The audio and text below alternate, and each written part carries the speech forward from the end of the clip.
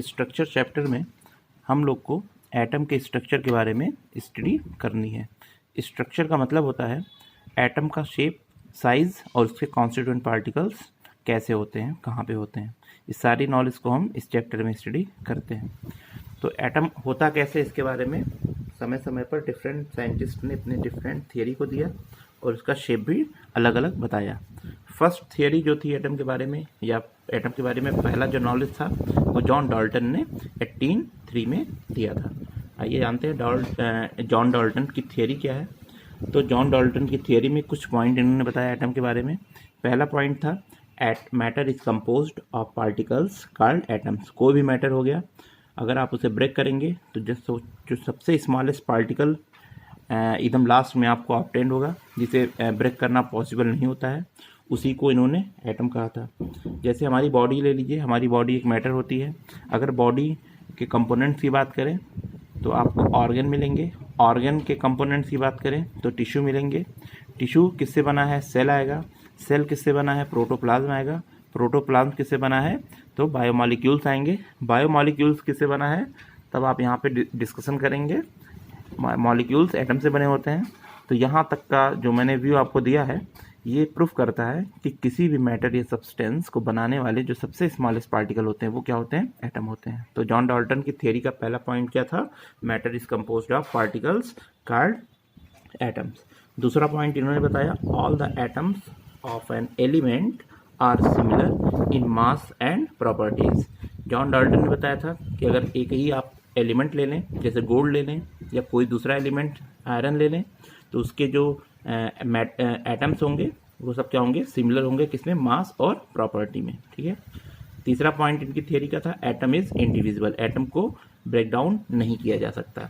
Fourth point में इन्होंने बताया atoms of different elements combine in a simple ratio two give compound atom. यानी अलग अलग एलिमेंट को अगर आपस में रिएक्शन कराया जाए तो उसके एटम आपस में सिंपल रेशियो में कंबाइन होते हैं, जिसे हम क्या कहते हैं? Compound atom. इस समय इसे केवल हम कंपाउंड कहते हैं। ठीक है। तो ये 4 पॉइंट इन्होंने 4 नॉलेज दिया किसके बारे में? एटम के बारे में। इसी को हम लोग डाल्टन्स एटॉमिक थियरी के नाम से जानते हैं। लेकिन ये ओल्डेस्ट थियरी थी। बाद में डिफरेंट साइंटिस्ट आए, रिसर्च किए और उन्होंने कुछ और बातें एटम्स के बारे में बताई। तो आइए इनके ड्रॉबैक को जानते हैं, या प्रेजेंट टाइम में एटम के बारे में क्या कॉन्सेप्ट है, इसे भी हम इसमें डाल्टन्स एटॉमिक थियरी के बाद आपको इसमें बताते हैं। देखिए पहला पॉइंट में आप देख रहे हैं कि हेनरी बैकरल, इसका नाम सबने सुना है हेनरी बैकरल का। इसने क्या किया था? इसने रेडियो एक्टिविटी की डिस्कवरी की थी। ठीक है। इसने ये बताया कि एटम इज डिविजिबल। इसने जॉन डाल्टन्स के एटॉमिक थ्योरी का जो एक इम्पॉर्टेंट पॉइंट था, जिसमें इन्होंने जॉन डाल्टन ने बताया था कि एटम क्या होता है? इंडिविजिबल होता है। उससे इसने क्या किया? डिस्ट्रॉय कर दिया और इन्होंने उसे गलत ठहरा दिया। यानी एटम प्रेजेंट टाइम में क्या है? डिविजिबल है। ये किसने बताया था? याद रखिएगा, हेनरी बैकरल ने बताया था। ये इंपॉर्टेंट पॉइंट है। ठीक है। दूसरी बात करते हैं the discovery of isotopes. Isotopes की डिस्कवरी किसने किया? इंपॉर्टेंट है, सोडी।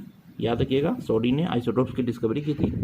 और आइसोटोप्स की डिस्कवरी करने के बाद इन्होंने प्रूव किया that the atoms of an element are different. जैसे हाइड्रोजन एटम की एलिमेंट ले लें तो जॉन डाल्टन के अकॉर्डिंग हाइड्रोजन को बनाने वाले जो एटम्स होंगे वो सब क्या होंगे? मास और प्रॉपर्टीज में क्या होंगे? सिमिलर होंगे। अभी ऊपर आपने थियरी में पढ़ा।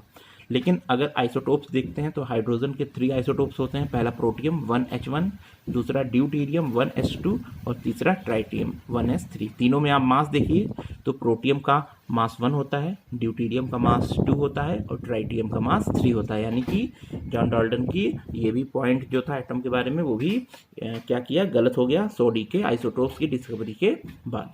ठीक है। इस तरीके से हम जान गए कि एटम इस समय क्या है? डिविजिबल है। और एटम जो होते हैं सेम एलिमेंट के, वो भी मास में क्या होते हैं? एंड डिफरेंट होते हैं। ठीक है। तो डिविजिबल है तो आखिर किससे मिलकर बना हुआ है?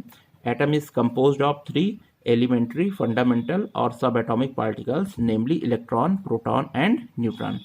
ये जॉन डाल्टन की थियरी में नहीं है, लेकिन मैं इसमें आपको बता दे रहा हूँ क्योंकि उनके ड्रॉबैक में है।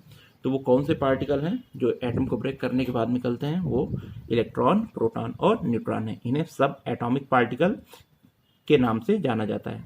यहाँ पे देखिए आपको 2 एटम्स का शेप दिखाया गया है। पहला जो था, जैसे आप 9th में पढ़े होंगे तो एटम के थियरी को आपने स्टडी किया होगा, जे थॉमसन थियरी पढ़ा होगा। उसमें जे थॉमसन ने बताया था कि एटम वाटरमेलन जैसा नज़र आता है। फिर आपने रदरफोर्ड पढ़ा। रदरफोर्ड में स्फेरिकल, जो यहाँ पे पहला पिक आप देख रहे हैं, स्फेरिकल होता है, सेंट्रल में न्यूक्लियस होता है, न्यूक्लियस में प्रोटॉन और न्यूट्रॉन होते हैं, इसके बाहर जो होता है सर्कुलर पथ जिस पे इलेक्ट्रॉन चक्कर लगाते हैं। तो रदरफोर्ड में आपने इस टाइप का एटम देखा, लेकिन जब उसका नील्स बोहर आपने पढ़ा होगा, नील्स बोहर में आपने जो सर्कुलर पाथ देखा होगा, ये कई देखे होंगे, जिसे बाद में शेल कहा गया। सेल में सब सेल वगैरह होते हैं, ठीक है। ऐसे कई थियरी के बाद जो लेटेस्ट एटम का स्ट्रक्चर है वो आप यहाँ पे देख रहे हैं साइड में, ठीक है। इसमें जो सर्कुलर पथ है वो स्फेरिकल आपको नहीं नज़र आ रहा है, ये इलेप्टिकल नज़र आ रहा है। तो ये लेटेस्ट एटम है। फिलहाल अभी तो मैंने जॉन डाल्टन एटॉमिक थ्योरी पढ़ाया है, ठीक है। इसके बाद आपको इलेक्ट्रॉन, फिर प्रोटॉन, फिर न्यूट्रॉन के बारे में पढ़ना है, फिर धीरे धीरे एटॉमिक थ्योरी वगैरह पढ़ना है। तो जॉन डाल्टन के एटॉमिक थ्योरी में मेनली 4 पॉइंट आपको प्रिपेयर करने हैं, ठीक है। इसे आप तैयार कर लीजिए और जो प्रॉब्लम इसमें आप पूछ सकते हैं।